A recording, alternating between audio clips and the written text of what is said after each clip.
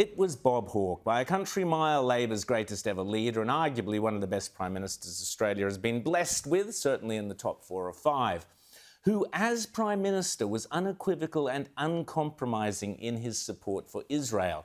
As he famously said, quote, "If the bell tolls for Israel, it won't just toll for Israel, it will toll for all of mankind."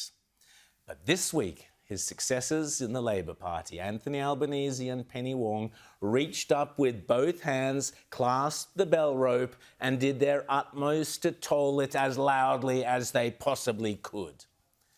Bob Hawke visited Israel many times, and although in later years he expressed unhappiness about the settlements and was keen to see a Palestinian state emerge through a two-state solution, he was also keenly aware of the pitfalls.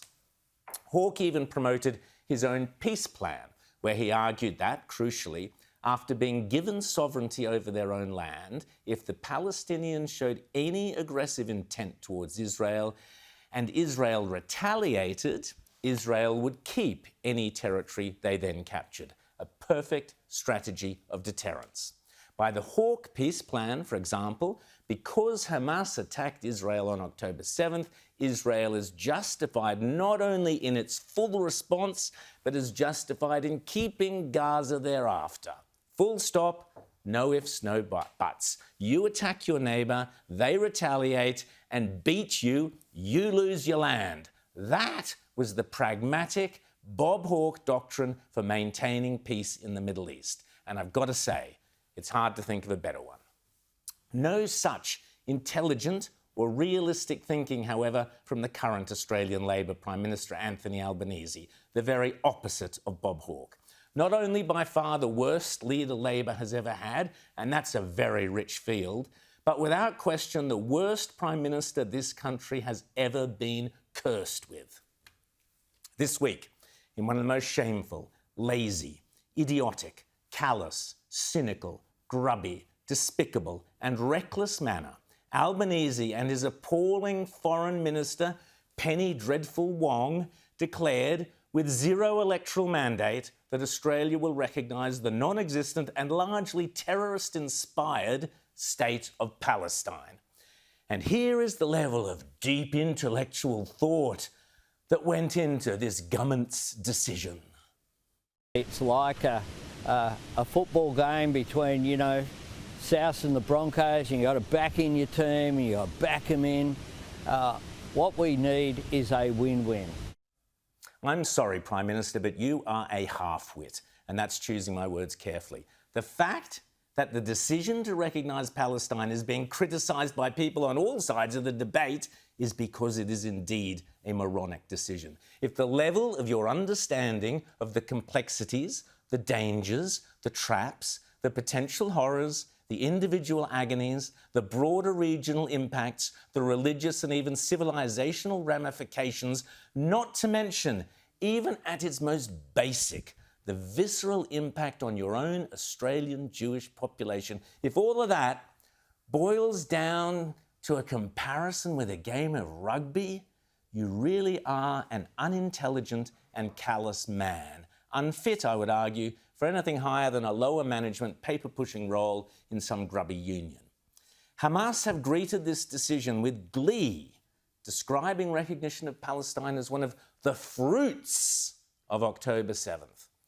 Well, let me remind you of some of the other, to paraphrase Billie Holiday, strange fruits hanging from this recognition of Palestinian tree. A description from Time magazine describes the scenes of the morning of October 7th. Quote, "The appalling record of Hamas brutality has set a new standard in unrivaled human atrocities, the brutal massacre of 1,400 innocent Israeli civilians, including mass rapes, tortures, bonding and immolation of toddlers, beheadings, and live mutilation. Grotesque and sickening scenes with few victims alive, but with footage provided by the gleeful terrorists themselves from their own body cameras, dash cams, and the devices of victims as they were slaughtered." End of quote. The very people responsible for that horror show have now been rewarded on the international stage by the unacceptable pronouncements of Albanese and Wong, which the coalition have rightly promised to reverse and rescind. Had Bob Hawke been Australian Prime Minister, he would, I have no doubt, have headed straight to Israel and to those killing fields of the Nova Festival and the surrounding villages to pay his respects and honour them. Penny Wong couldn't even be bothered visiting the sites when she was in Israel, and Albanese has shown scant interest.